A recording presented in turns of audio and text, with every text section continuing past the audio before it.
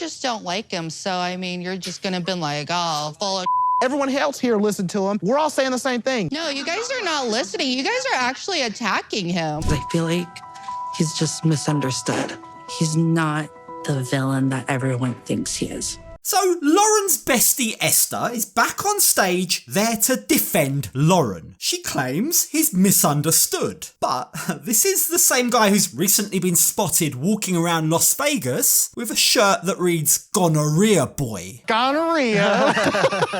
I'm not exactly sure you can call that misunderstood. Now, thankfully, to the relief of a lot of people, Sean does still have some tough, awkward, uncomfortable questions to ask. Keep in mind, she's received quite a lot of backlash for the really easy ride she's given so many controversial cast members in this tell-all. And probably the most controversial out of all of them is Loren. So it's a relief that she asks him about the night he was caught flirting with another woman. What actually happened that night, she asks. Why were Faith's friends so convinced that you were flirting with a drag queen? Kita ko siya. Nakikipaglandian siya. Nakatalikod ka. Kunyari, ako siya. Ito. Ayan. Nakikipaglandian siya gano'n. And I said, sure, you're too young for me, and I'm here to be with my beautiful girlfriend. So I did not flirt with a drag queen.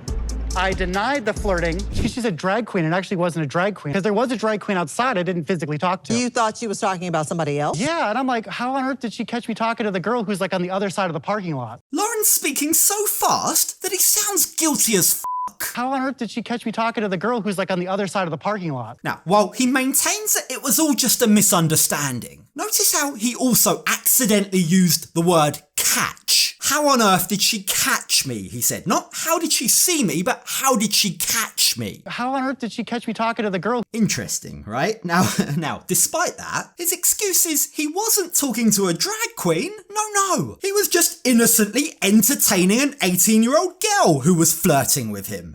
As if that somehow makes it any better. That was like a random 18-year-old girl. And she was flirting with me. In order to not be rude, I was still showing her the yeah, thanks for talking to me, but I'm not interested. Oh, of course. He's misunderstood, remember? Loren physically touched the barely legal girl's face because he wasn't flirting with her and he didn't want to be rude. Got it. It all makes sense now. Like when Niles calls him out on his obvious lies. Again, remarkably, Esther jumps to his defense. You just don't like him, so I mean, you're just gonna be like, oh, full of Everyone else here listened to him. We're all saying the same thing. No, you guys are not listening. You guys are actually attacking him. She's not wrong. Everyone does hate Loren and everyone is attacking him. But when he acts this diabolically, when he treats someone as nice as Faith this badly on TV, sorry, but he deserves what he's getting. Frankly, he deserves worse. Maybe if he gets publicly shamed, it might help him grow a conscience and treat people better in the future. And remember, tragically, Faith has taken this creep back. They are back together. Now, I'm not really sure what the rest of the cast were expecting from Ester. It's difficult to expect a woman who dated him and is still best friends with him to act in a sane manner. She's clearly got a few screws loose too, and it's at that point that she decides to call out Adnan for probably the only good thing that he's done all tell-all. The one thing that I don't disagree with him on. The fact that he refused to shake Loren's hand when they first met. I'm friendly, I'm peace. Have you even said anything nice? You wouldn't even shake his hand. How rude is that? Adnan was like, ew, I'm not putting my hand anywhere near that. Who knows what I might contract, and with a newborn at home. Can you really blame him for not wanting to go anywhere near loud and proud gonorrhea boy? I wouldn't want to touch his hands either. Who knows where they've been? I don't know about you, but ever since that first episode where we saw him cooking shrimp in the bathroom, I haven't been able to shake the feeling that he probably smells like fish. He probably has this fishy smell that lingers wherever he goes. I think it's done. Ready for the Philippines? Ready for Faith?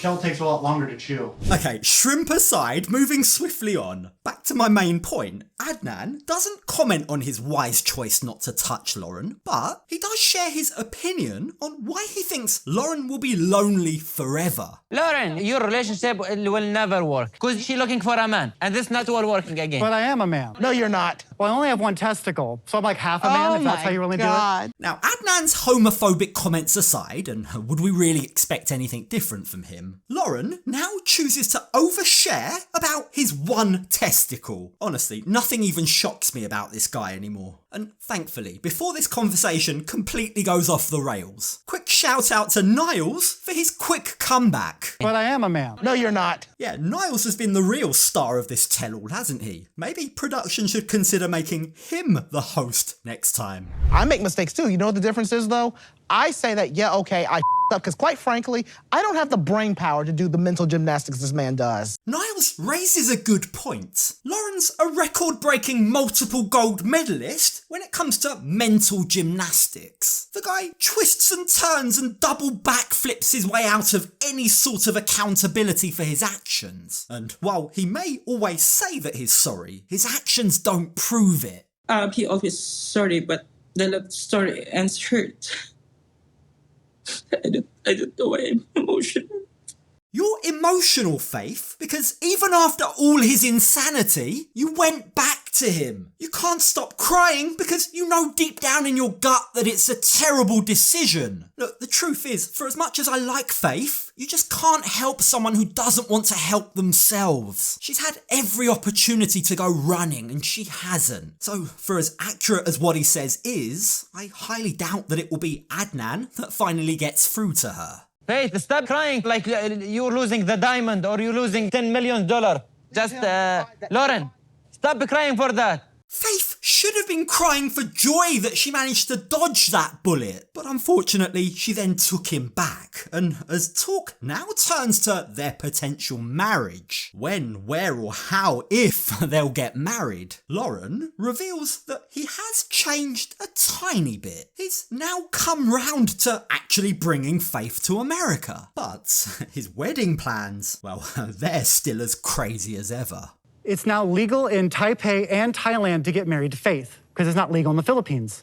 If we go there and get married, I can get a K3. As of the 23rd of January 2025, same-sex marriage is now legal in Thailand. They've passed legislation that makes them the first Southeast Asian country to accept gay marriage. From what he's saying here, his plan is to marry Faith in Asia and then bring her to America under a K3 visa. But does Faith even know about this plan when she doesn't even consider herself engaged? Why would she go there if she's not sure? It's a full paid vacation. She doesn't have to sleep with me or be with me. I'll just take her just because she deserves it, right? And if she decides, you'll get married there. Correct. So let me get this straight. So Loren's made plans to marry Faith overseas, but he's just forgotten to tell her. Are you kidding me? Like, Faith is confused by what Loren's saying, and she claims this is the first she's ever heard about it. But, of course, in classic Loren fashion, he claims he has told her. Yeah, where have we heard that before?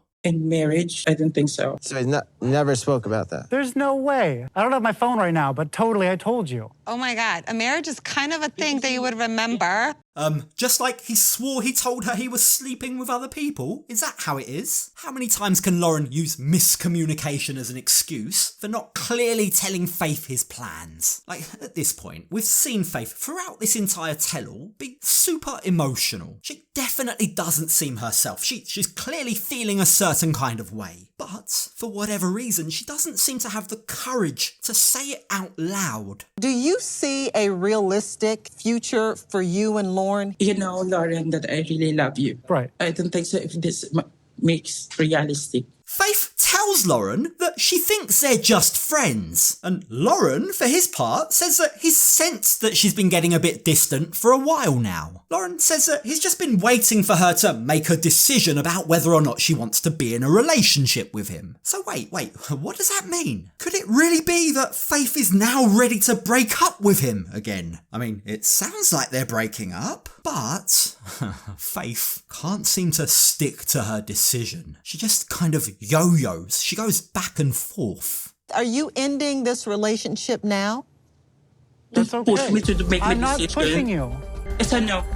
So it's not a breakup, but Faith sees them just as friends, and Loren thought they were engaged and was planning a wedding. It's a horrible, terrible mess, but I wouldn't expect any different in a relationship with Loren. Now, just to add to the complexity, Faith does commit. She does say yes to an all-expenses-paid vacation with Loren. She does say that she still loves him, but it's all just so messy, isn't it? I mean, this is exactly why Adnan didn't want to touch him. Who in their right mind would want to dip their hands in this mess?